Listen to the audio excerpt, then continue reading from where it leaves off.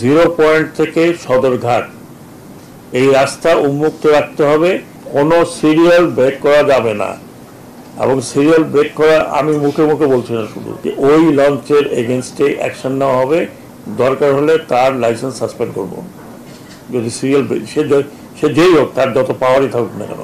বিশেষ করে ঈদে নৌপথে যারা চলাচল করেন, সেই নৌপথের সাথে রিলেটেড রাস্তাতেও যারা চলাচল করেন, সবাইকে মিলে এখানে সবাই আছেন, মালিক পক্ষ আছেন, শ্রমিক পক্ষ আছেন, সরকারি পক্ষ আছেন, এবং যারা ইমপ্লিমেন্ট করবেন আদেশ তারাও আছেন।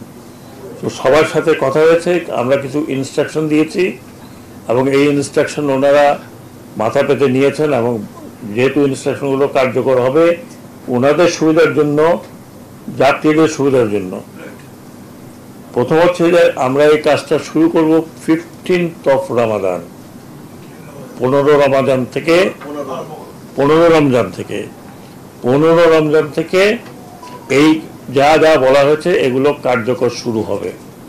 তার মধ্যে প্রথম কথা যেটা বলেছি, জিরো পয়েন্ট থেকে সদরঘাট এই রাস্তা উন্মুক্ত রাখতে হবে।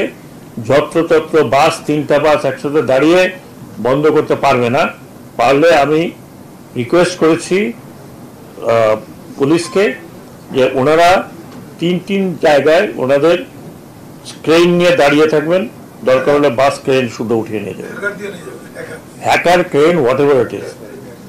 আমি বাস মালিক সমিতির এখানে লোকজন আছেন, তাদেরকে রিকোয়েস্ট করব যে রেকার দিয়ে, হ্যাঁ, আর আপনারা এক একটা বলেন, আমি ওইটা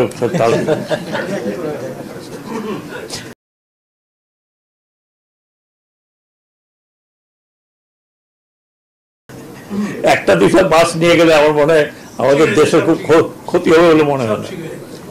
এই রাস্তায় যে গোলাপ শাহ বাজার থেকে শুরু হয় সদরঘাট পর্যন্ত একটা এমন বিশৃঙ্খল অবস্থা হয় যে কেউ 3টার সময় রওনা হলে লঞ্চ ধরতে পারে না 7টার সময়।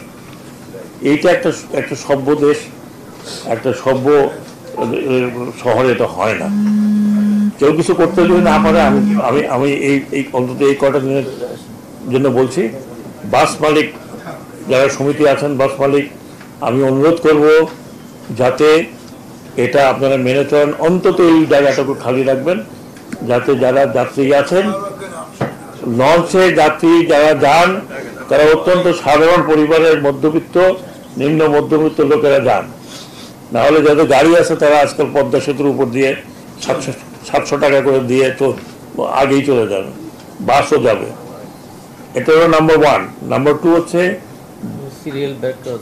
কোনো সিরিয়াল ব্রেক করা যাবে না। এবং সিরিয়াল ব্রেক করা আমি মুখে মুখে বলছি না, শুধু সিরিয়াল ব্রেক করলে ওনারা এখানে মালিক সমিতিরা আছেন লোকজন, ওনাদের সামনে বলা হয়েছে যে ওই লঞ্চের এগেনস্টে অ্যাকশন নেওয়া হবে, দরকার হলে তার লাইসেন্স সাসপেন্ড করব যদি সিরিয়াল ব্রেক, সে যেই হোক, তার যত পাওয়ারই থাকুক না কেন। সরকারের আইন তার চেয়ে বড় পাওয়ারফুল আর কিছু নাই আল্লাহর দুনিয়াতে, মানে দুনিয়াতে এটা হলো বড় পাওয়ার। বাকি তো আল্লাহর ইচ্ছা, আল্লাহ যা কিছু তাই করতে পারে। নির্ধারিত ভাড়ার উপরে কোনো ভাড়া নেবেন না। ওনারা বলছেন যে এখন যে ভাড়াটা নেন ওটা প্রকৃত ভাড়া নয়, কাজে নির্ধারিত ভাড়ায় ওনারা এখন যাত্রী নিচ্ছেন না, যাত্রী কম ভাড়া নিচ্ছেন। ওই নির্ধারিত ভাড়া ঈদের দিন বা ঈদের এই 15 তারিখ থেকে নির্ধারিত ভাড়া হবে, ওটা ওনারা আজকের থেকে বা কালকের থেকে টাঙিয়ে রাখবেন, যাতে যাত্রীরা দেখতে পারে যে এখন ওনারা কি পয়সায় যাচ্ছেন, নির্ধারিত ভাড়াটা কি। নির্ধারিত ভাড়ার বাইরে ওনারা ভাড়া নেবেন না। প্রতিটি লঞ্চ যেগুলো রাত্রে চলাচল করবে বিশেষ করে, তাদের জন্য বলা হয়েছে 1-3, একজন কমান্ডার, 3 জন আনসার। এবং আনসারদের বিহেভিয়ারের ব্যাপারে অলরেডি বলা হয়েছে। আনসারের কাজ হচ্ছে যাত্রী সুরক্ষা দেওয়া, আনসারের কাজ এই অন্য কোনো কাজ নাই। এবং এটা মালিকরা দেখবেন, তাদের জন্য যে জায়গাটা দেওয়া হবে ওটা দে হ্যাভ টু ইউজ। এতে কমপ্লেন আসে যে তারা আবার এটাকে সাবলেট করে, সেটা যেন না হয়। অতিরিক্ত যাত্রী বহন করতে পারবেন না। অতিরিক্ত যাত্রী বহন করলে আমাদের ইন্সপেক্টর থাকবে, শুধু সদরঘাটে না, রাস্তায় কোনো যদি নেন কোনো কোনো লঞ্চ মালিকেরা বা জাহাজ মালিকেরা, সেটার জন্য কোস্টগার্ডকে বলা হয়েছে, সেটার জন্য নৌ পুলিশ, এবং আমি নৌবাহিনীকেও অনুরোধ করেছি এইটা চলে যাবে নৌবাহিনীর কাছে, কারণ নৌবাহিনীকে অ্যারেস্টের ক্ষমতা দেওয়া আছে। সো ওনাদের কাজ করবেন। অহেতুক কোনো পুলিশ, কোনো নৌবাহিনীর লোক, নৌ পুলিশ অথবা র্যাব অথবা কোস্টগার্ড অহেতুক কোনো লঞ্চে উঠে তল্লাশি শুরু করবেন না।